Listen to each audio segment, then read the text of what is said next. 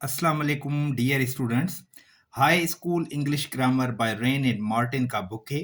Page number है 17 और आज हम डिस्कस करने जा रहे हैं point number 53। Examine the sentence, जुमले का जायजा लें। सेंटेंस लिखा हुआ है दिस इज रामास अम्ब्रेला, इसका मतलब है ये रामा की छतरी है। रामा's umbrella means the umbrella belonging to Rama. Rama की छतरी मतलब वो छतरी जो रामा की है।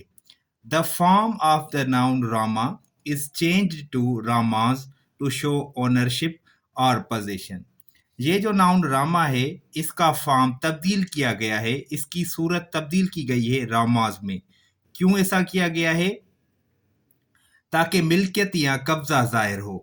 पहले है वर्ड है रामा, उसको हमने एपास्ट्राफी एस लगाया है और ये चेंज हो गया रामास में। ऐसा क्यों किया गया है? जैसे ये मिल्कियत या कब्जा जाहिर करे।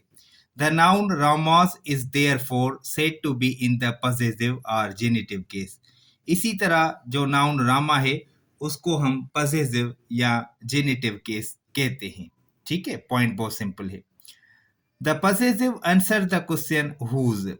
जो पॉसेसिव होता है वो किसकी के सवाल का जवाब देता है। जैसे एग्जांपल है हुज अम्ब्रेला, किसकी छतरी, रामाज यानी कि रामा की। तो जब भी आप किसी भी नाउन में एपास्ट्राफी एस लगाएं और उसकी पोजीशन किसी चीज से जाहिर करें, तो जिस नाउन में आपने एपास्ट्राफी एस लगाया है वो नाउन पॉसेसिव या जेनिटिव केस होता है। तो सिंपल में मैं इसकी डेफिनेशन आपके साथ शेयर करूं। When a noun is used to show the possession or ownership is called possessive case। और possessive case में जो नाउन इस्तेमाल किया जाता है वो अपने साथ एपास्ट्राफी लेता है। एपास्ट्राफी के बहुत सारे इस्तेमाल है, ये सिर्फ possessive case शो नहीं करता। धीरे धीरे एक एक करके वो मैं सब कुछ आपको समझाता रहूंगा।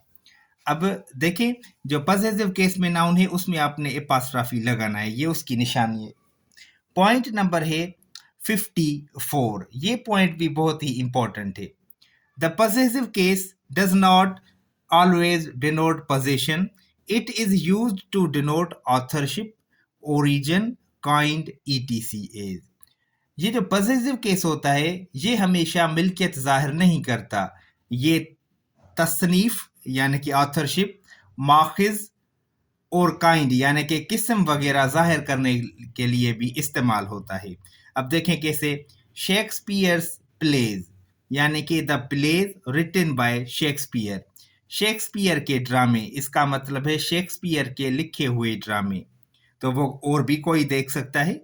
अ मदर्स लव यानी कि माँ की मोहब्बत, the love felt by a mother यानी कि वो मोहब्बत जो माँ महसूस करती है। द प्रेसिडेंट्स स्पीच, इसका मतलब है the speech delivered by the president, इसका मतलब है सदर की तकरीर यानी कि सदर की हुई तकरीर। मिस्टर अग्रवाल्स हाउस यानी कि the house where mister Agarwal lives, mister Agarwal का घर यानी कि वो घर जहां मिस्टर अग्रवाल रहते हैं।